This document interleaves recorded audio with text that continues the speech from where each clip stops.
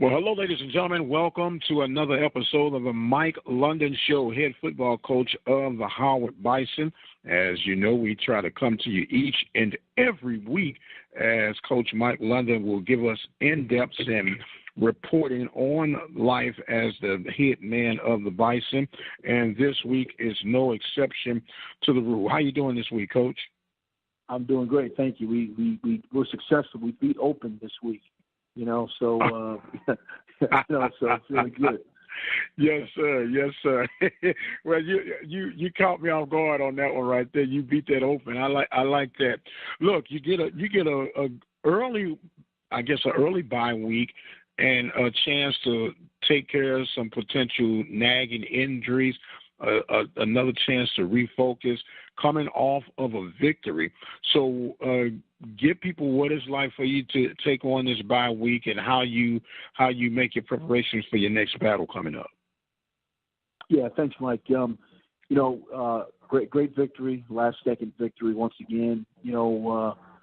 Guys playing well in the fourth quarter, and then coming out of that, there's a tremendous amount of confidence, of a lot of positive things going on, but one of the things you always have to do is you have a chance to go back and look at yourself and kind of self-scout yourself, look and see things that people have been attacking, things that you can do better. Is it scheme? Is it personnel? So we spent a considerable amount of time in that. Obviously, being a fourth game, we also, have some guys that got hurt, injured, banged up, sprains, things like that. And so it gave them a chance to heal.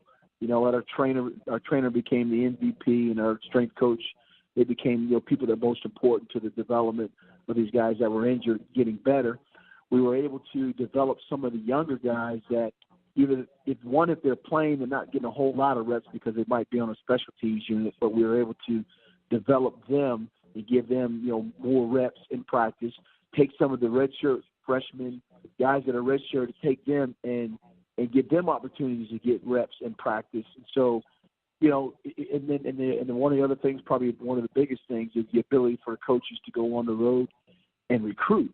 And so we were in a lot of high schools, all over the country, basically, Texas. We were in Florida. We were all over because we want to continue the branding of Howard University, not only from obviously the academic standpoint, but also from an athletic standpoint. So it was kind of a multi-tiered approach to get us better, get us healed, self-scout ourselves, recruit, and then obviously the coaches being off on Saturday to be husbands and fathers. So try to take that big approach and cover a lot of things. But, we had a walkthrough today, the NCAA day off tomorrow, Monday, and then we'll go back at it, going Tuesday, Wednesday, Thursday, walk through Friday, and get ready to play a very good, North Carolina Central team coming to D.C. As a matter of fact, you may mention you will be taking on, this is going to be by far your greatest challenge in the MEAC part of your schedule, taking on North Carolina Central. They'll be coming in with a 3-1 record, and you guys holding your own, coming in with an overall 2-2 record. Technically speaking, you would be number 4 according to MEAC, NCAA standings, but looking in the conference, you're sitting at that number 2 seed. I know beyond saying this is a huge game, how important was it for you guys to be having this bye week leading to a game of such magnitude? Well, it was critically important. The season is long, and there's going to be, the physical part of it is always going to have its wear and tear on you. And for us, the bye was at a perfect time because some key players that were banged up a little bit, but it allows them to heal and also allows kind of a refocusing, mentally and also in the things that you're doing, in order to say, okay, how can we make this better? Like I said, is it personnel or is it scheme? Because we're going to have to play our best football game because North Carolina Central, they've been, the toast of the MEAC. They've Coach Mack has done a great job of coaching his team. They've won championships. The record speaks for itself. So there's so many positive things that are going on for them that, for us, we need to play our best game, at all 3 levels, offense, defense, special teams, and getting guys back and getting them healthy to be at as much as full strength as we can be, I think we will be, then it's critical for us. We're talking with head football coach Mike London of the Howard Bison. Bison right now 2-2 on the young season. And, Coach, I want to ask you this question because for those who may not be aware, you got a young man on your squad who is tied to somewhat of a superstar, if you will. And, of course, I'm talking about your quarterback, Calvin Newton, who's the younger brother of Cam Newton. Number one, what is it like for you to be able to coach a young man like that, and what is he like as a ball player on and off the field and making the adjustments at the life on the Howard campus? Yeah, definitely. You know, when Kalen announced that he was coming to Howard about 2 days before my official announcement, and not a whole bunch of fanfare in terms of, I mean, when he said he was coming, obviously, you know, the last name and who he was and all that, that was big. But, you know, I hadn't even had a chance to talk to him. And I only talked to him, you know, the day after I got here. So the young man in himself, you know, obviously he comes from a well-known family, but he's humble. He's a quiet-spoken guy. Having a chance now, I've been around him because he came in January, he's a mid-year, so he had a chance to go through spring practice. He had a chance to go through, you know, the workouts, the summer workouts, August camp, and emerge as a starting quarterback. But he's a competitor. You know, you made a couple highlights of some of the runs that he's made. Not the ones that he's, you know, he ran away from people. There are some ones that he, like, ran over people and ran through arm tackles. So he's still learning to be a quarterback. You know, he doesn't have his brother's height. I think his brother's 6'5" or whatever. You know, Kalen is, you know, 5'11". You know, but he does some things that when you're a competitor, that it allows you to have a chance to win.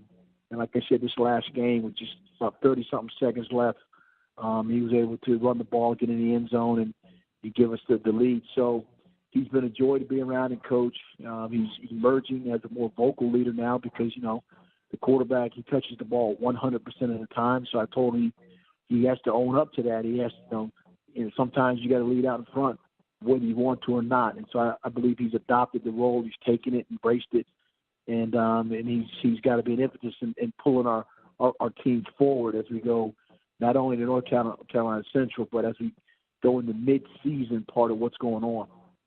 Speaking with head football coach Mike London of the Howard Bison. Bison on an early, strong start, especially with your first year handling the program.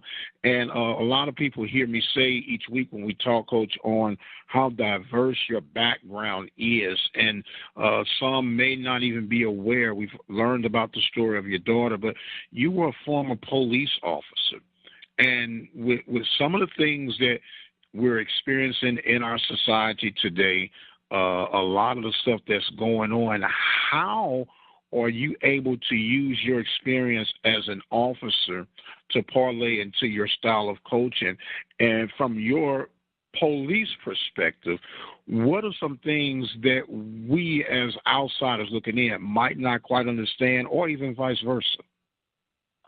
Yeah, I was a free agent with the Dallas Cowboys when Tom Landry was the head coach, and I thought I was going to be a football player forever, but I shortly thereafter got cut in camp.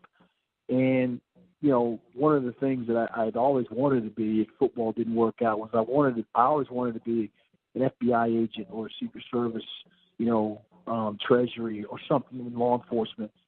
And so when I got cut, the nearest or the quickest route to go was I had to go to the police department in the city of Richmond, and 6 months of the academy, and so I came out of the academy.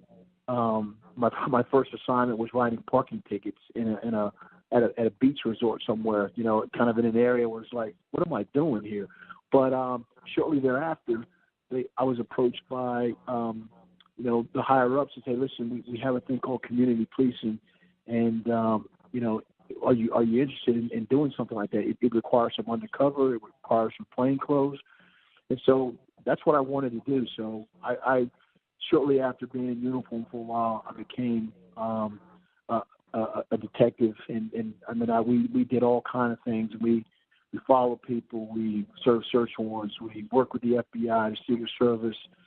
And in that experience, what I learned was literally what comes out of your mouth is you speak the power of life and death. I mean, as a police officer, you can escalate or de-escalate a situation. And I've learned, I've seen it firsthand that, that what you say and how you say it does matter, how you approach people, demeaning or encouraging, one way or the other, you're going to elicit a response.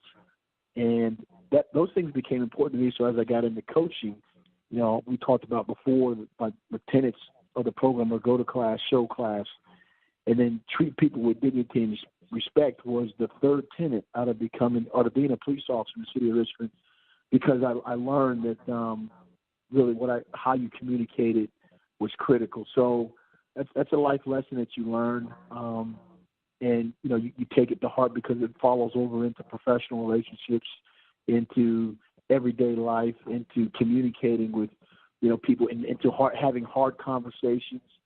All those things are critical. So I've seen guys try to take a situation and because of what they say and how their mannerisms and the intent that they have with their words cuts people, whether it makes them defensive, aggressive, or oppressive, whatever. I've seen those type of conversations occur, and then in learning from it, you just know that, man, I by the grace of God, there I go. And so, in treating somebody with dignity and respect, that's the paramount thing that's critical to me. Absolutely. Speaking again with Coach Mike London, head football coach of the Howard Bison. And what I love about talking with these different coaches and everything, people only see the guy going up and down on the sidelines. They don't get a chance to see the human side of these guys because everything has become so robotic and so market savvy, if you will, that they forget to see that these guys have families, these guys have feelings even, and not trying to get it too soft on you, Coach, but I appreciate you opening up and sharing some of these insights with us as we talk X's and O's each and every week. Now, you talked about how you're treating your players with dignity and respect, what you learned from your world of being a police officer, and I'm pretty much they would hold up to your opponents when you face them on the gridiron each week as well. No doubt, because I respect. I've been coaching for a while, and having been a young parent, I've worked at the Boys and Girls Club, being a police officer and a police detective. I've seen the way an interaction and how it can become a bridge to a successful relationship, to a successful alternative or outcome. And I've seen the other side with the interaction not being positive and how it just leads to just something could have been totally avoided. So in coaching players and developing relationships in this business, knowing that you're right, as you mentioned, we're husbands and we're fathers, and we're a lot of roles other than what people see us on TV or hear from us about. And so, before we started going on the air, I was a husband and father, this Saturday, and, I was out in the back, doing yard work and things like that. It's important, it's important that we just don't lose the focus on. There are a lot of things that are important to me, but my family, faith, family, and football are always the three priorities for me. But it's an honor and privilege to be a head coach or a coach where you have a chance to influence young men, and here at Howard is something that I relish the opportunity, because I see growth in a lot of players. Coach, I haven't done this with you. I've given you a break, but I'm about to put you on the spot right now. I need you to summarize Mike London in one word. You know what? I would say this. I'm an encourager. I'm a glass half filled guy, so I always look for the good in people, and I like to encourage people to help maximize or fulfill or fill, their potential. And I'm not looking for anything back in return. I just feel that if you pour into a glass that's people look at that's half empty, then they look at it as half empty. I always like to look at it as half filled.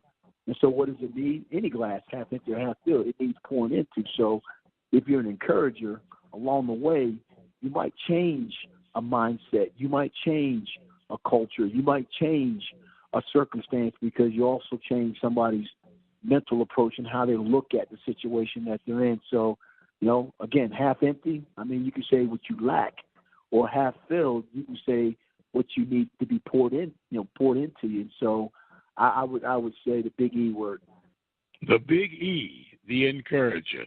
Well, as always, Coach, it's very insightful and intriguing, not only to talk X's and O's with you, but to talk life, to speak life with you. And I'd have to agree, encourager would be a great word of choice to fit you. The Bison will be hosting the North Carolina Central opponents this week, and it'll be 1 p.m. Eastern Time, 12 noon Central Standard Time. And, Coach, I know they're going to have the house rocking out there in the nation's capital. Well, yeah, I appreciate it, Mike. Thanks for having me on. It's always good to talk about the different perspectives. I get it. Sometimes it's a sports venue, but at the same time, sports mimic life so much. And, being a head coach and having done it for 3 different universities now, you just see how important it is to represent the modeling and the mentoring and all those things. So thank you for your platform, for what you do, and I look forward to this every Sunday when we have a chance.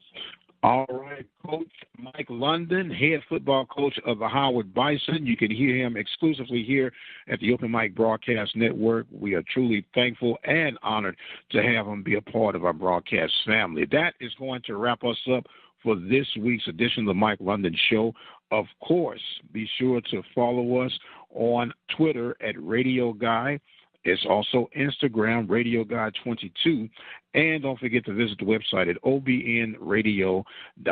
Until the next time, you guys be blessed, and we'll see you on the other side.